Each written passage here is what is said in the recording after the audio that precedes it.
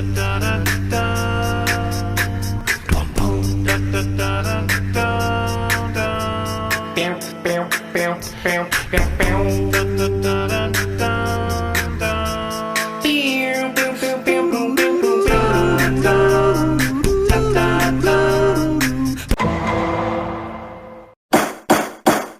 for Rap in Order is brought to you by Manscaped, who is the best in men's below-the-waist grooming champions of the world. Manscaped offers precision-engineered tools for your family jewels. Manscaped just launched their 4th-generation trimmer, the Lawnmower 4.0. You heard that right, the 4.0. Join over 2 million men worldwide who trust Manscaped with this exclusive offer for you. 20% off and free worldwide shipping with the code RAPINORDER20 at manscaped.com. Check it out. And welcome to another episode of Rap in Order. I'm First Class Regg. I'm Taurian B. Well, today isn't in person, scheduling and all that shit. We couldn't get it together, but we knew we had to come together for the people. We decided to do Malibu today. Malibu is the second album from Anderson Paak. It was released in 2016. It had a lot of great key producers on this joint. Like you had Ninth Wonder, Anderson Paak himself. You had K Tronada, Madlib, High Tech. A lot of hands in the pot on this one, and it came together really well. If I must say, this came at a time when a lot of people didn't really know Anderson Paak yet. I mean, for example, I think it debuted at number 79, was like the highest that it charted on Billboard. But it did get a Grammy nomination, and it lost to Lemonade, I want to say. Yeah. So this was like, it came at a time, like I said, right before a lot of people knew him, but it came at a key time for him because a lot of people knew him because of Dre and Compton, which is how I found out about Anderson Paak, because he was all over that album, and it came out the year before. So he kind of like rode the wave off of the popularity of that and went straight into the release of this. So it put more eyes on this. It was really calculated release in that tone. But I know you specifically wanted to do this one. Why do you think it was important for us to revisit this one? Well, first of all, it's an honor to meet you and talk to you about this album.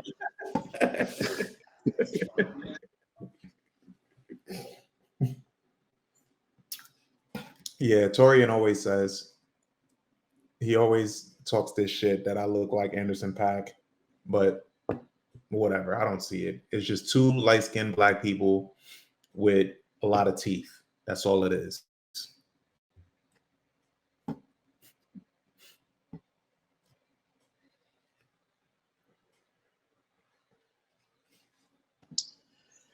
All right, well, if that's how you want to call it, I've just never seen you two in the same room before. That's all. So, I wanted to do this project because, like you said, both of our introductions was the Compton album, right? And he was such like an anomaly of what we were used to like hearing that of an artist we were used to hearing Dr. Dre work with. And I guess that just like spoke to his talent because like he's so eccentric and like he's so like different from what we know of Dr. Dre to like put his name behind. We know that Dr. Dre works with like all different kinds of artists, but he like put like really like said like, yo, this is on Aftermath.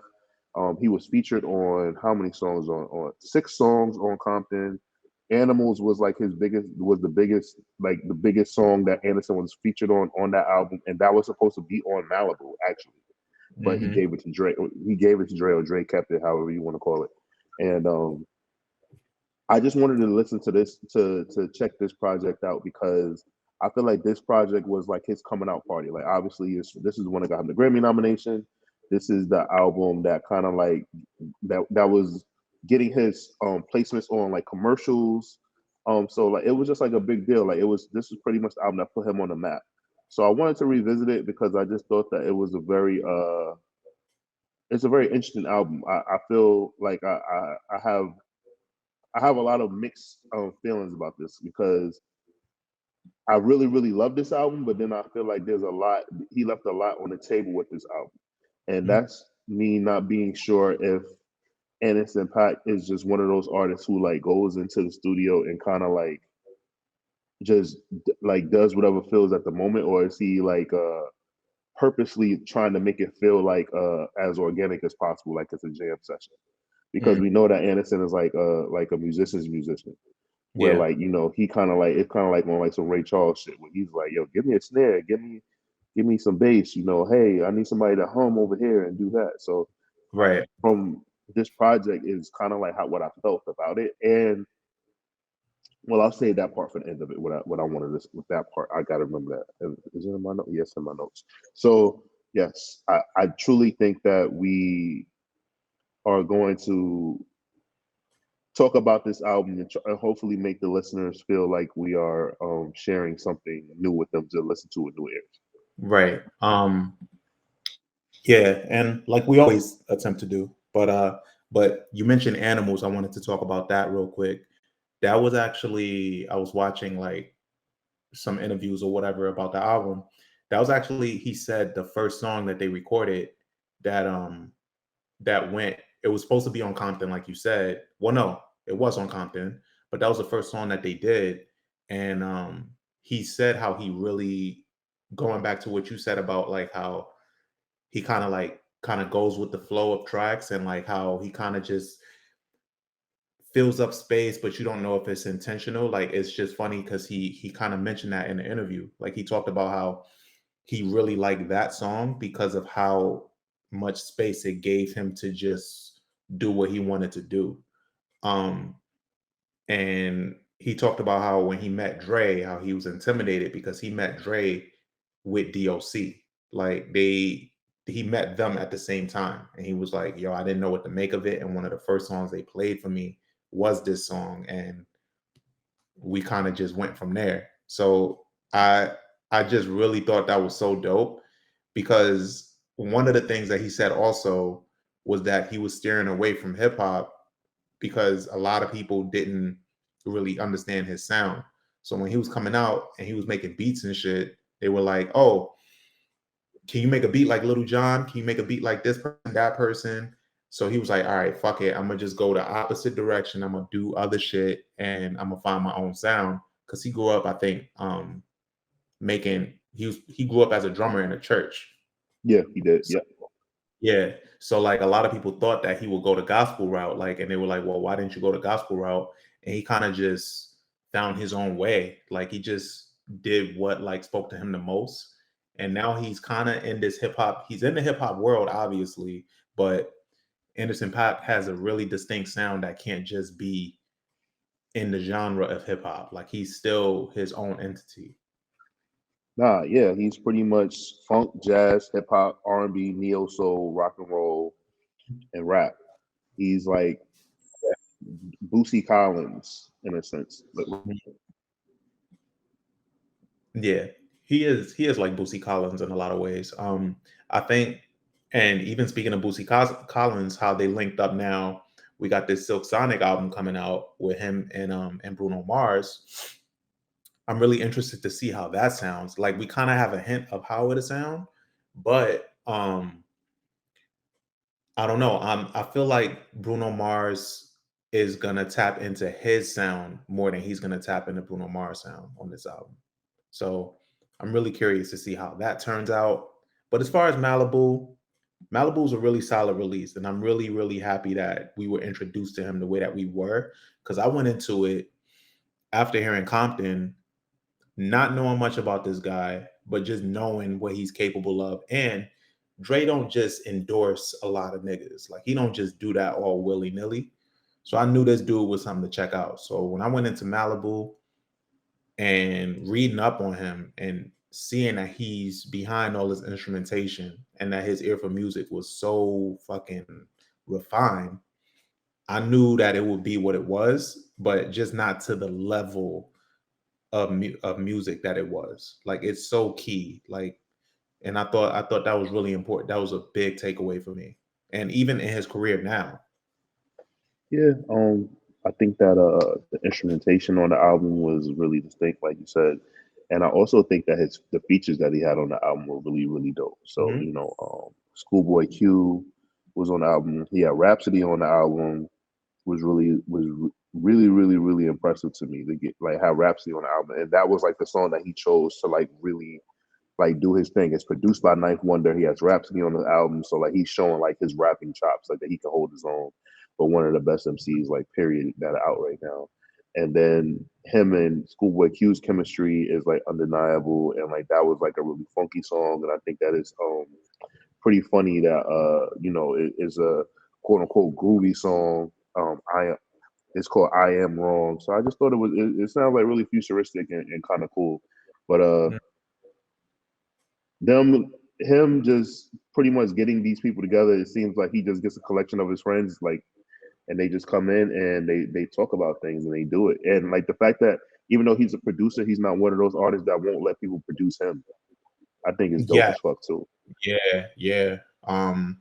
I don't know why. It's funny because as soon as you said that, I thought about J. Cole because I feel like he has a hard time with that, or he's just trying to still prove himself. I don't know what it is, but I just wish J. Cole would just give more producers a chance to do his shit. But anyway, that's a whole nother tangent. That's a whole nother conversation. Yeah. But as far as this album, the album kicks off with The Bird. The Bird is produced by Anderson Paak himself. And a really, really great opener to this album.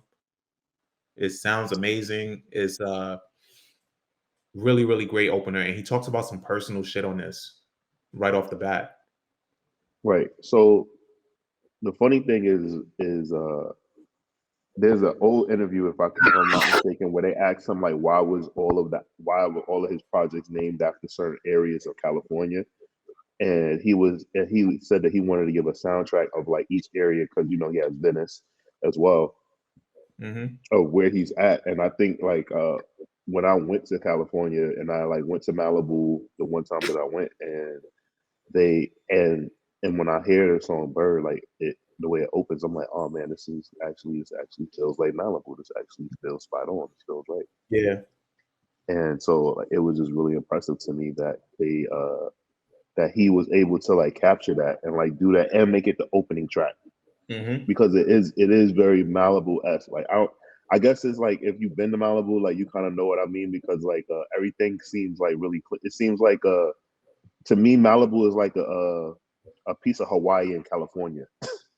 Like the way everything looks in Malibu if you go into the beach and stuff like that, and that's the way this opening track looks is how it feels. Yeah. Yeah, it does. It's a great soundtrack.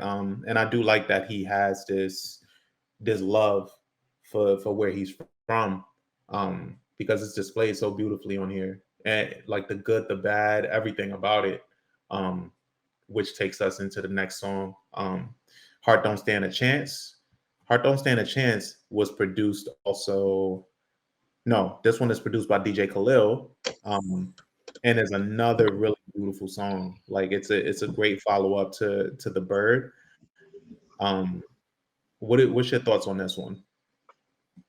So Heart Don't Stand a Chance is one of those songs that I feel like he could have. I love the fact that everybody understands like his sound, right? And they're able to put a collection together. So this is going to be like the narrative where it sounds like, oh, it sounds like a funk jazz or a Motown kind of thing. And it's just like one of those tracks that you feel like James Brown could have got on or something, or he could have did a record. So it's very interesting. That's how I feel about the song. Yeah, it is an interesting song, and a great lead into The Waters. They're kind of like you can't listen to Heart Don't Stand a Chance without listening to The Waters.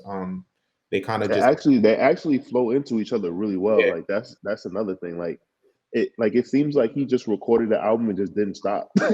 Yeah, like he just sat there and just recorded this shit, like just all in one. Everything flows so well, and it features The Waters features BJ the Chicago Kid, and it's produced by Madlib.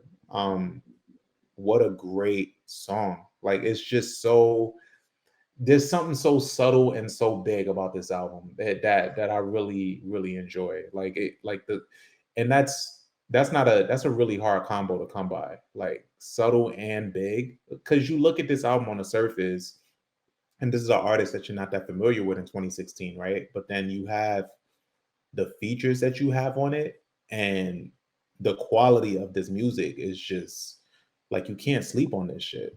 Nah, he pretty much like mastered like making a song that stays true to like his roots of music, but also is safe enough to like cross over it. Like he knows how to like teeter that borderline, because it's like you'll see like brands like the NFL or like corporate people like want to like use his music and place it in ads, Super Bowl commercials and stuff like that. But then at the same time, like you can still play it at the cookout and like nobody feel like, oh man, what is this? Like he does a really good job at that, and I actually think it's pretty impressive. Yeah. That's what that's the feeling that I get. Like it doesn't feel like I'm listening to like a sellout or anything when I listen to Anderson Paak.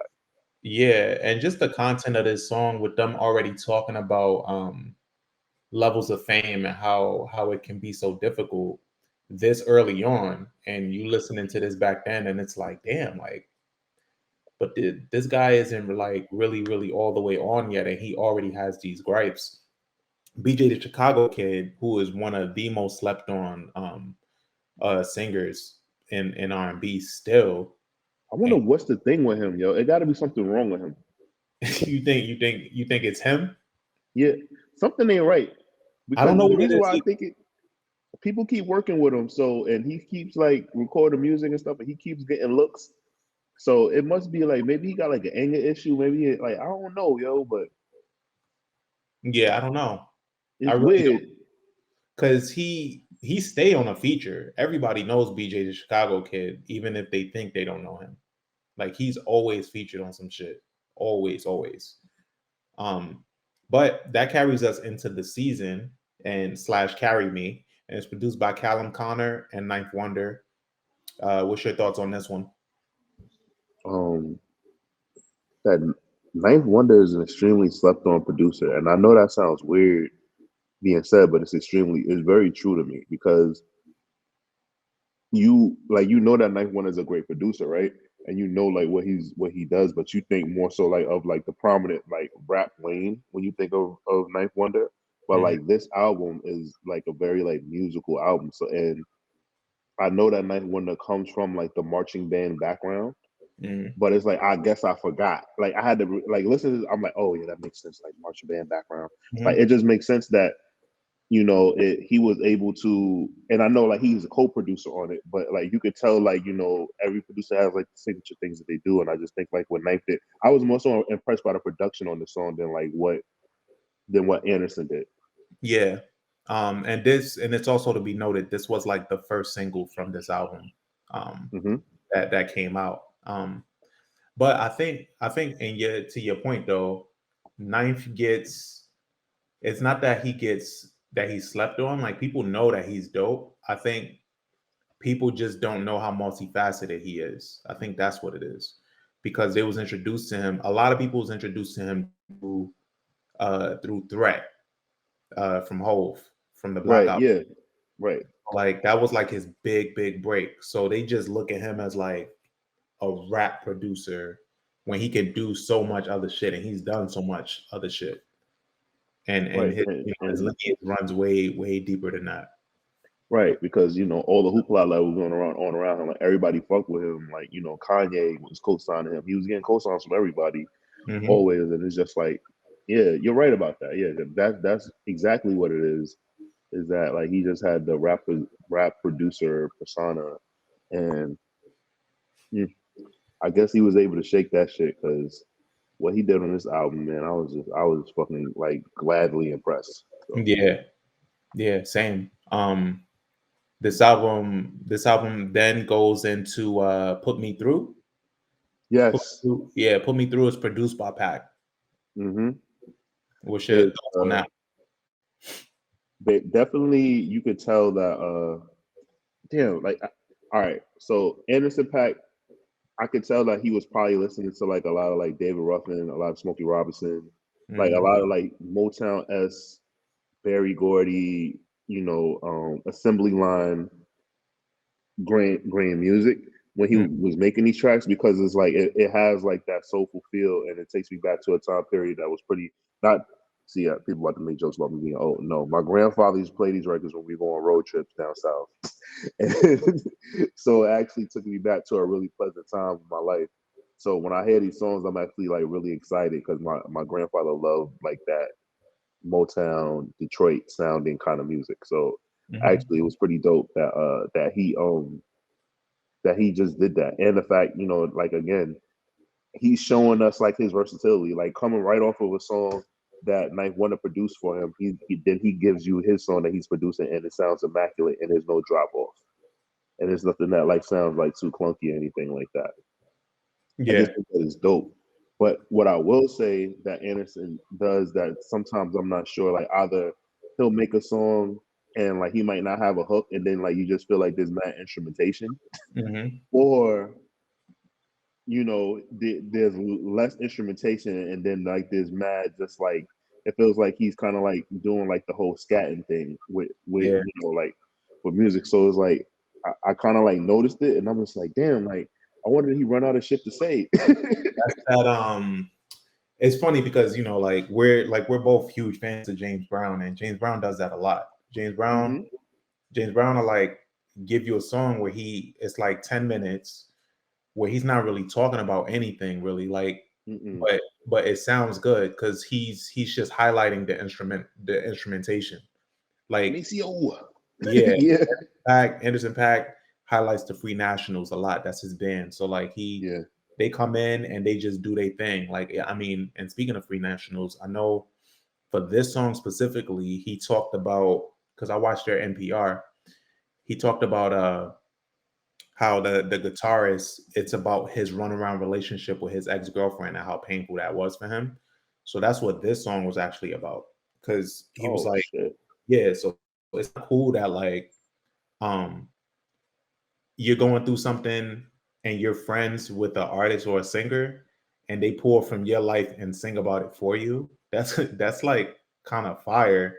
I was thinking about like, damn, would I want that? Like to have a friend that's a singer and just they use my life as their inspiration to just sing about.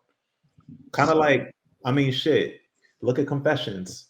Like JD went through some shit and Usher sang about it.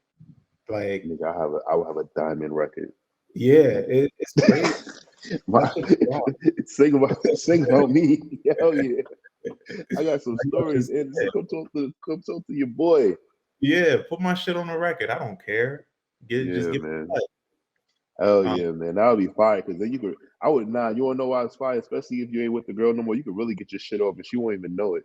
Yeah. she just gotta really read between the lines. Yeah, especially if you far removed, like years down the line. It's like, yo, I'm not talking about you. You know how many relationships I had since you? It's not you.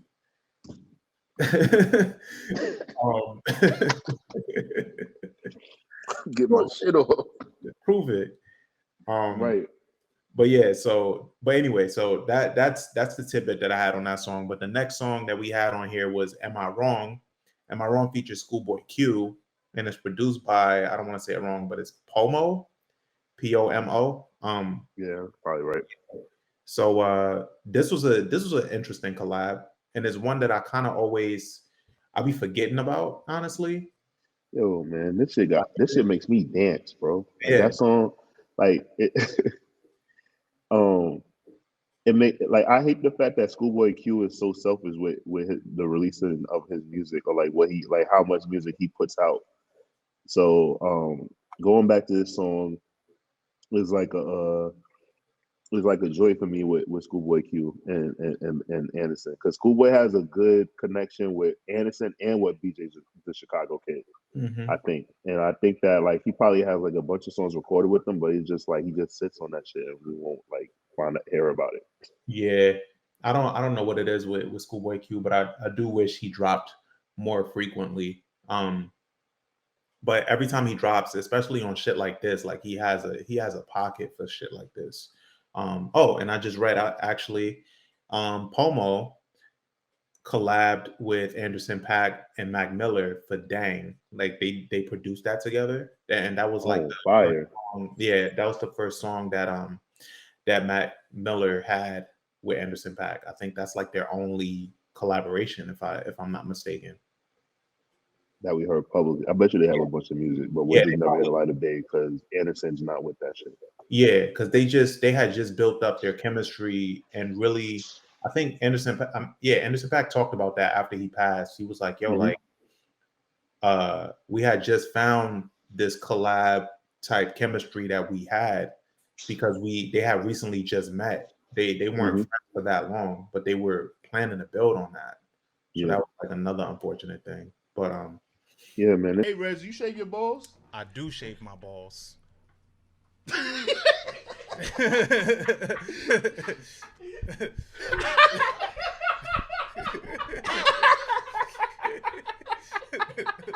do. Join over 2 million men worldwide who trust Manscaped with this exclusive offer for you.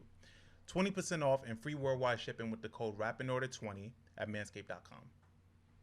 Check it out.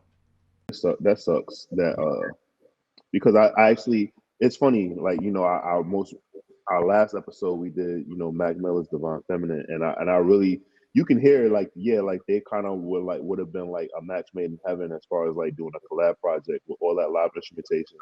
As musically inclined as both of these artists are, like, yeah, we definitely would have got some slappers.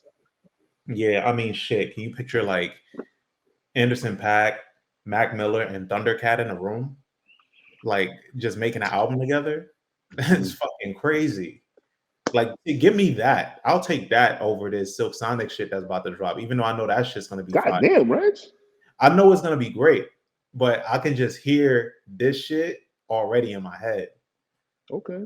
I can hear that, and I know because Thundercat be on some shit, man. I'm Nah, just, bro. Thundercat, yeah, Thundercat is that boy. he's incredible. So I mean, but we got what we got, and I am looking forward to Sonic. I'm looking forward to it. God damn, man. You just said, all right, fuck you, Bruno Mars. Nah, I like Bruno Mars. All right, so next song actually is Without You, and Without You features Rhapsody and is produced by Ninth Wonder. And Rhapsody and Ninth Wonder go 1-1. That's like they've been doing nothing but building on their chemistry over the years, and so we know their relationship in the game and how strong it is.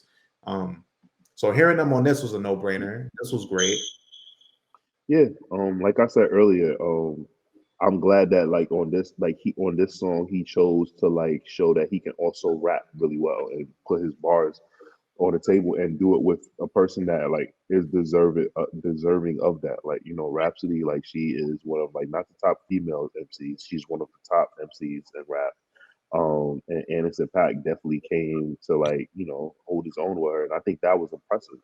Like that was impressive, and it was on a Ninth Wonder beat. So another great Ninth Wonder beat that's on his album. You know, There's another gem. That was dope. Yeah. Let's see. I am curious to see what Rhapsody does next. I know she had her last album that was kind of like dedicated to all the women in rap. Yeah. That went pretty well for her. Wasn't my favorite in my opinion. I liked her first one better, but but this one got a lot of notoriety, especially because of the names behind it. But we'll see. I'm looking forward to some Rhapsody shit. Track 8 on this album is Parking Lot. Parking Lot is produced by Jose Rios and Anderson Paak. Jose Rios is a member of Free Nationals. Parking Lot is one of the songs that like I can do without on this album. It's just one of those songs that just sound incomplete, and I just feel like it just kind of like wasn't needed. Like it, like he like it doesn't suck, but it's like I didn't need it. Like this is like the part of the album where I start like skipping and start like I'm like, all right, I could take this out and I could remove this. Okay. I mean, I actually enjoy it. I do like it, but I do see why you feel that way. It's not when I do want a feel for this album though. It's not something that I run through. The singles for this album are just so good that like I don't visit this, but when I hear it, like I'm not mad at this. I do like it. Yeah, it fits into the fold of the album. It doesn't sound out of place. I think that's why I don't mind it. I don't need I don't need it. It sounds like an interlude that I don't want to hear. Yeah. We'll go into the next one. Next one is Lightweight. Lightweight is produced by K Tronada features the Free Nationals. Another Anderson one. I Paak's skipped. frequent collaborators, his band. Oh, you skipped this one too? Yeah, and I feel it's weird because I'm also not. Man, I might get sniped for this one. I don't understand the K Tronada hoopla. No. Yeah, I don't understand it. I don't understand it. I feel like somebody might throw a tomato at me soon. That's why I'm like looking around and shit. I don't get it. I don't know. It's just not for me. K Tronada definitely has more hits than misses for me. The first album that caught my attention from K Tronada was 100%. 100% was amazing. And like he's had my attention since then. But I know purists of K Tronada will tell you he's been on way before that, because a lot of people point to his Tidra Moses remix, Just Want to Be Your Girl. That's like the one that like really took off. Yeah, I remember that. Yeah. I remember that. I guess it's just. Yeah.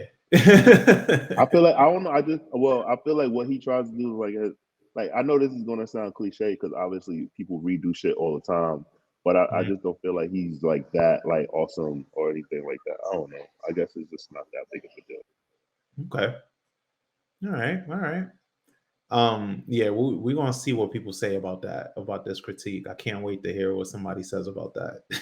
Because K Tronada, like everybody fucking loves K Tronada, so I can't wait.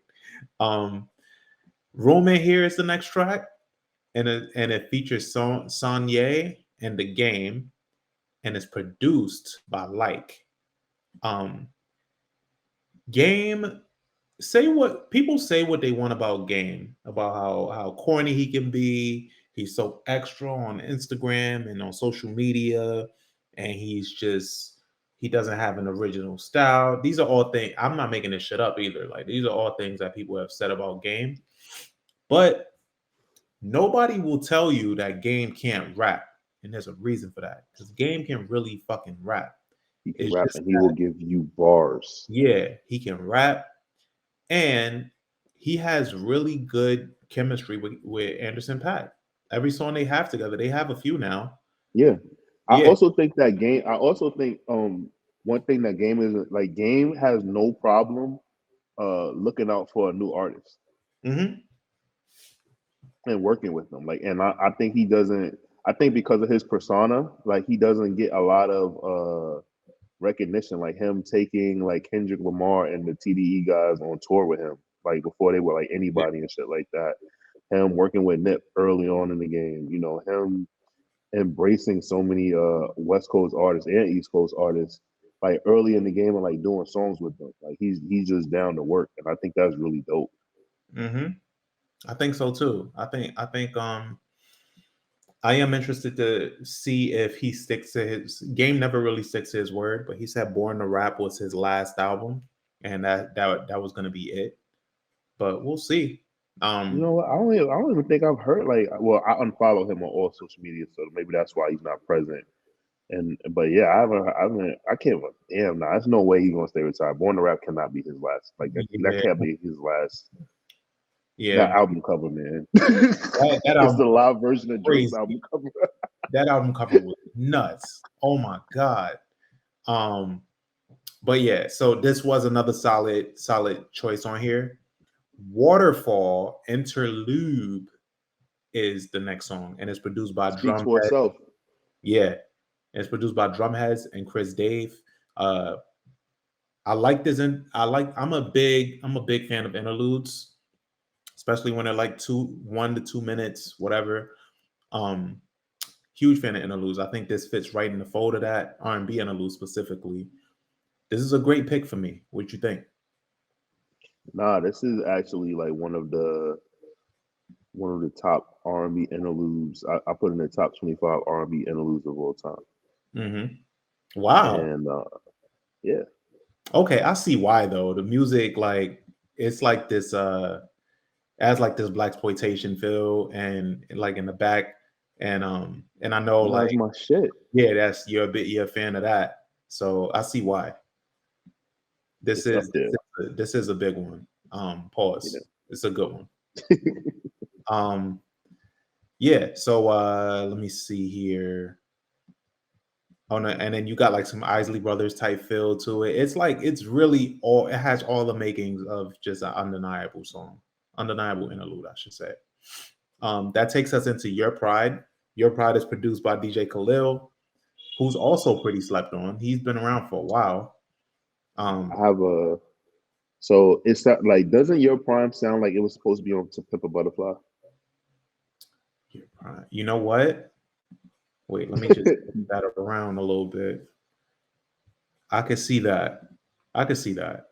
I feel like it was supposed to be on that album. I don't know, like how, like, or maybe like that's what inspired Anderson to take it that route, or maybe he heard it and like you know what I'm saying. But it feels like it. It feels like he was like, yo, I hope I can send this to Kendrick. Yeah, right. Like he made it with that in mind, type shit. Yeah, I could see yeah, that. man. That's really what the vibe that I got when I heard that song. Like I liked it, but I was just like, I think he pulling that straws right here, hoping that you know he can send this to Kendrick. Yeah. And Anderson Paak seems like that kind of dude where he'll make a song, he'll make a song and have somebody in mind and be like, yo, like when he finally gets in contact with them, be like, yo, I got something for you. Like, yo, let's hit the studio. I got something for you. Or he'll just send it to them. Like, I feel like songs just roll off this dude's sleeve. Like, he just Yeah, always making songs. And you he don't have has, to try. yeah, he doesn't have to try. That shit is just effortless. I bet you Um, that's mad frustrating to some people that get in the studio with him too. The fact that he don't have to try and like they be like working so hard to like actually like get songs together and everything like that, or what they have to do. But yeah.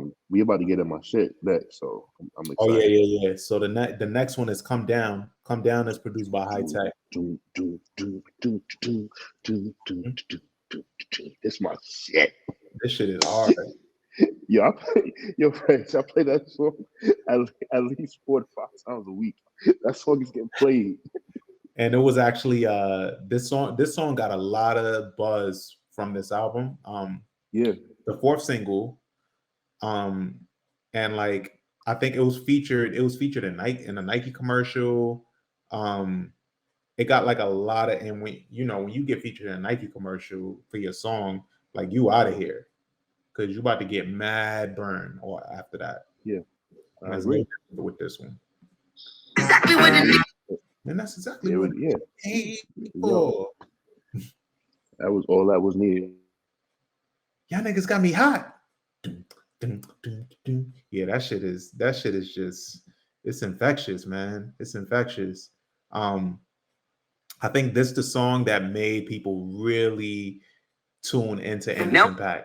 Like they was before, but this one is a different groove, man. It's a Nah, different. to me, this was the song. This was the song that like pretty much like all you had to do. Like when people be like, "Yeah, I really like Anderson Paak," they be like, "Who?" They be like, "You know, the guy that song goes doom doom doom." Like you just tell them that, and then they knew immediately who it was. Like I feel like this was the song in my eyes that like as me being a fan of his, this was the song that made other people fans. Like Yeah. where like they started. I was able to like tell them like the song, and they would know who Anderson Paak is.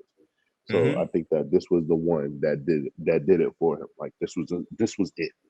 That's just Like it's just such a great, it's just such a great intro. Niggas got me hot. Like, it's just yeah. like, yo, And mind you, like you got to think about how many white people love this song.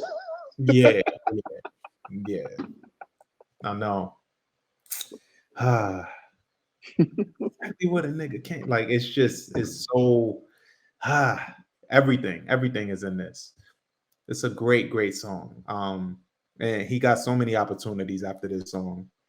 Right. And so High Tech talked about how it came together. He said the beat, he said, well, the bass line, I recorded that idea during the second Reflection Eternal album. I kept going back to it every so often, but I could never find the right drum pattern for it. One day in 2015, I finally figured it out. I was chopping these drums up and it just clicked in my head. So I went back to that bass line. It was at 100 BPMs at the time, so I slowed it down.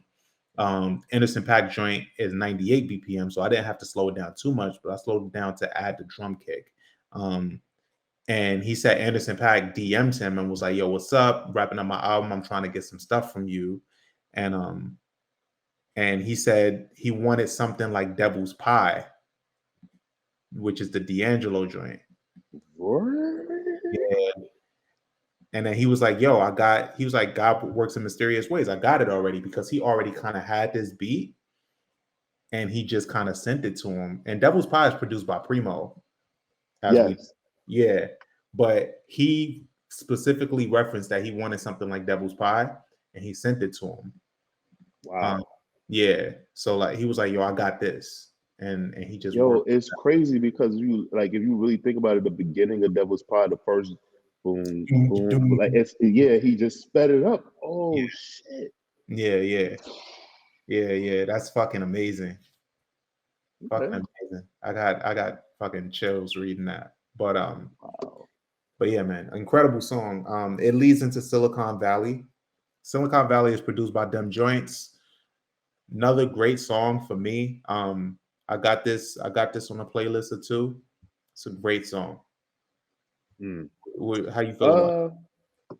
Silicon Valley is cool. Like I enjoyed it. I enjoy it. Like it's a good part of the album. It's nothing that stands out. Like after like, you know, me fucking having like the time of my life, like listening to Come Down, it's kind of like it's not, yeah. That's true. I guess it doesn't like fit where it doesn't keep going. Like it's like a yeah, it doesn't fit where the placement is. No, but that's actually the only complaint I have so far is Come Down into Silicon Valley. Because like otherwise this album is sequenced to perfection. Like everything just flows so well. Celebrate is the next one after that. And it's produced by Vicky Farewell, Ngayan, and Anderson Paak himself. How you feeling about it? I enjoy Celebrate. Yeah. Actually, what Celebrate was the last song on the album. Same, actually. That would have been a good send off. Yeah. Yeah. I actually really wish that was the last song on the album. It just caps off things really well. I just, you know, sometimes some artists they just hear things differently or whatever like that. I would love for an artist that makes music as fast and efficiently as Anderson Paak to let one of his fans A&R album. That would be cool. I just want to see more artists just open up to opportunities that way too. I was actually thinking about at some point to revisit Snoop's Ego Trip album. Because you remember how that came together? He let other people write for him, right? Like he didn't write that album and stuff like that. Yeah, he didn't write it, and he was like, "You want to do it for Rap in Order?" Yo, we could do that. I would like that. You know, I haven't heard that album since it came out, so it would be. I love that album when it dropped. So yeah, man. Yeah, I mean, we all know the big single that came from it. Yes, sir. So I think it would be cool to revisit. But leading into the closer for this, it is The Dreamer. The Dreamer features Teeman Family Choir and Talib Kweli, and it's produced by Calum Connor. There's no fucking reason for this song. It's not a good closer at all. I don't like it as a closer. It feels like filler. It's not a good closer. I don't ever like. I want this song to be thrown in the trash. I wish that what Cameron did to Jay-Z's Old Boy verse, somebody did to this song. Which I'm surprised that verse never leaked, did it? Well, no, because Cameron legit legit got deleted. Like there's nowhere else to be found. This nigga Cam is a menace. And that's just out of being petty. I'm sure it was a good verse. He was like, I didn't like it. Man, you deleted me, so I deleted you. Like, I don't know. Cam is petty. But yeah, so that closes out this album. It sounds like it has maybe 2 to 3 blemishes on it. But what's your rating for it? All right, so this album, it's a very fun album, and I love this album, but I have to give this album a 3.5 out of 5. And the reason why is because some people are gonna be like, "Well, Torian, why are you being so hard on this album?" And the reason why is because Anderson Paak is capable of making a classic, perfect album, but he just rather have fun. He chooses to have fun, and I could tell that he does that, and he's a very free spirited person. So that's why I like to deduct points from him. Like, so that's that. I'm so glad LaShawn isn't here today because he probably will argue me down about that. So. Does he like this album? Who knows, man? He probably never even heard of Anderson Paak. Yeah, he just would argue just cause. Yeah. Shout out to LA. But for me, I think I would give this album a 4. So really good. Yeah, this is a really good album. When I cut this album down to 12 tracks, I'd say that it's like, yeah, it kind of runs. You know what I'm saying? Anytime an album goes over 13 or 14 tracks, I'm like, all right, man, you could, I don't know. And I haven't heard a damn near perfect album in a while. I'm really playing Don Toliver album right now, the Life of a Don joint. I play that album like every day, but even that album, after it gets to like 15, I'm like, damn, you could have just cut this. You know what I mean? Like, I'm gonna check out that Don Toliver album. I haven't gotten a chance to because I've been I'm gonna check it out because I haven't heard one bad word about it. So I'm gonna check it out and see what it is. It sounds like Ego Tripping is gonna be our next episode, so I'm actually gonna check that out too. Yeah. I'm a cue that up too. But yeah, I'm comfortable giving this album a 4. I think Anderson. Yeah, I'm okay. I'm actually okay. Like, you know what? That was harsh on me. I'm actually thinking about because I enjoyed the shit out of this album. Mm-hmm. So yeah, a 4 out of 5 waffles is fine. Like, you know. Okay. Especially because like this album is kind of like you can't really compare it to anything because it has so many different influences and you can't really pinpoint like even what genre to put it in.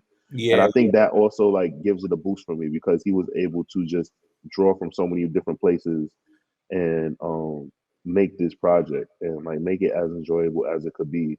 So yeah. I'll go with you. I'll roll with you 4 out of 5. Okay. Look at that. Yeah, solid 4. This album really, it did a lot for his career. You know, I keep bringing up the Silk Sonic album, but how can you not? I just think Anderson Paak hasn't gotten his just due as an artist as far as the respect level. Like people respect him, but the numbers, the Silk Sonic album is gonna be the numbers and the respect colliding. Oh yeah, he's about to. Him standing next to Bruno Mars is like, oh man, it's only going to make everything better for him. It's doing a lot. It's doing a lot for his career to be next to Bruno Mars, and I think that's his first. He got his first number 1 with Leave the Door Open. So, man, I can't wait to see what they create. I think next month is when it finally comes out if they stick to their word. So we'll see. But it'll be great to have that album for the holidays, actually. In the meantime, Malibu gets a 4 rating, 4 waffles, 4 out of 5. Very respectful. So until then, I'm First Class Regg. And I'm Taurian B. And we out of here.